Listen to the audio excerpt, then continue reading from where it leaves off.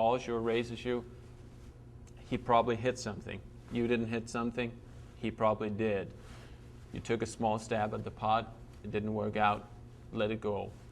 Don't try to spend all your chips bluffing an opponent who obviously has a better hand than you. Sometimes it's wise just to say, okay, he has the best hand this time. I'm going to try and get him next time. Hopefully I'll flop the best hand, or maybe none of us will flop anything, and I'll win that pot. If your opponent connects on the flop, he's usually going to win the pot. If you hit, you're usually going to win the pot. But when none of you hits, you're going to take the first stab, you can take a small stab, make a bluff at the pot, and win it right there. That's going to give you a big advantage against your opponent if you're always winning the small pots where nobody hits anything.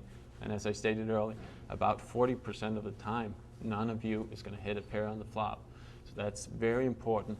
The small bluffs, don't invest all your money. Do the small bluff once, maybe sometimes twice.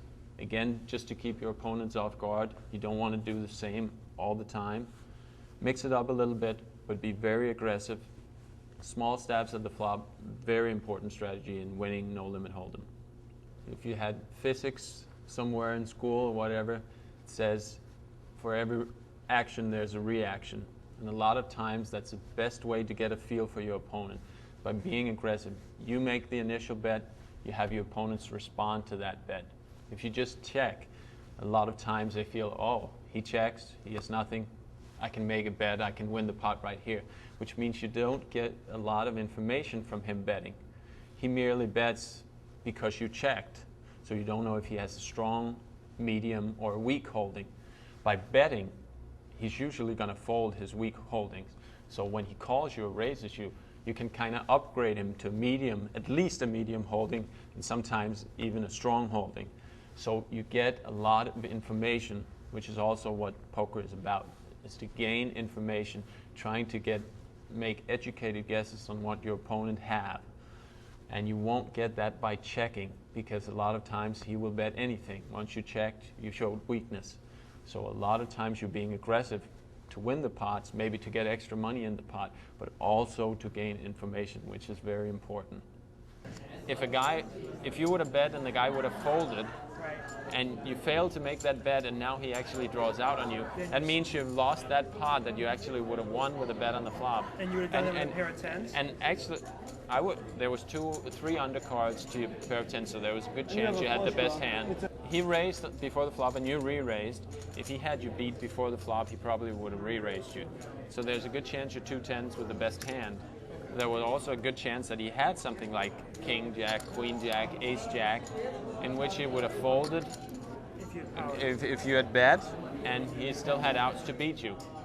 You kind of want to prevent people from getting those outs by getting them out of the pot. There's a general tendency, you raised and he re-raised before the flop, you checked on the flop. Most of the times people that put in the last raise before the flop will take a stab at it at the flop, which in general is a good idea, because in hold'em, a lot of times you're not going to flop a pair or anything that makes you want to continue. So he's kind of in charge of the hand, in control, so his bet might make you lay down the hand. By checking, he probably gave you some outs. You probably had overcards to his tens or something like that. Let's say I have an 8 and a 7 instead of these 2 cards. I would of course fold on the flop had somebody bet to me, because I have absolutely nothing. But if he fails to bet there, I'm just going to check, and we're going to see a new card, and it could be a 7 and 8, which enables me to beat him. So actually, if he had a pair of 5s, he's supposed to bet, but if he had a pair of queens, it makes more sense to check. So actually, the stronger your hand, the more optional it is to bet. But if you have mediocre strong hands that you like to win right here, a lot of times you're supposed to bet and scare people out that might have outs against you, but they wouldn't call. It's kind of the same concept as you betting with the 2 tens before. You don't want him to catch a king or a queen or a jack or an ace. Yeah, even that little bet will take the pot away. And I mean, any bet here would make me fold that hand, because what am I hoping for? When you play a hand on the flop, another very important factor is, what is the flop? Sometimes you will flop what is called dangerous flops. You will flop 7, 8, 9, 3 spades, flops consisting of pair. They're kind of troublesome. They're difficult flops to handle. And a lot of times, again, being the aggressor gives you a big advantage. A lot of times, 3 spades out on the board, you being the aggressor, it's very hard for your opponent without a spade in his hand to call anything. If he has a small pair, he doesn't really want to commit a lot of money into that pot. You might have the flush already. You might have a flush draw with overcards. He's a substantial dog. It's just a troubling flop for a lot of hands, and being the aggressor, you might take it away. The same 3 connectors, 7, 8, 9. You might have flopped a pair in a straight draw. He might have a small pair. He might have ace high. You're being the aggressor. You might have flopped nothing. We don't know because, of course, you're going to mix up your play. But a lot of time, being the aggressor, again, flopped a pair. The flop comes Jack, Jack, 4. Being the aggressor, he has a king and a queen. He can't really beat anything. If you have an ace, he's beat. If you have a jack, he's beat. If you started with a pair, he's beat. There's a lot of hands he's going to worry that you have, and a lot of times he's just going to say, well, I'm going to let this one go.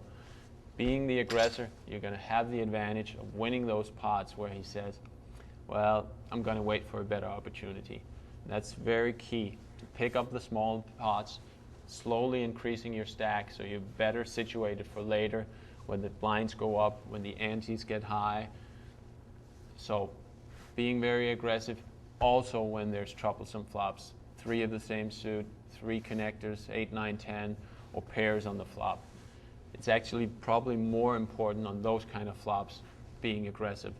You have normal flops that sometimes people hit, sometimes not. But the troublesome flop, you're going to scare a lot of opponents away, and you're going to be picking up the pots. It's very key.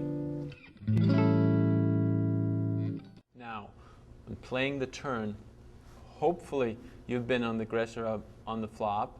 If not, no, you're not always going to be the aggressor, but hopefully you feel like you've gained some information on what's going on. A lot of times when I'm very aggressive on the flop, I tend to change gears a little bit on the turn. Feel like if I bet on the flop, I got a response. I got a feel for where my opponent is at. I have a better chance maybe trapping him. Maybe I feel like he has a mediocre holding. He's going to pay me off because he knows I'm prone to bluff a lot. What it'll allow me to do is on the turn is to change gears, mix it up a little more, be more flexible in what I'm doing. I want to trap more, feel like I got to respond on the flop. I feel like he's somewhat strong. I might try to show some weakness if I'm strong, show strength if I'm weak. Of course, some hands I'm just going to play straight forward, but definitely mix it up. Don't let him know where you're at. Sometimes you will have to check raise on the turn just to keep him off guard. Don't think he can take any pot just because you checked on the turn. So mixing it up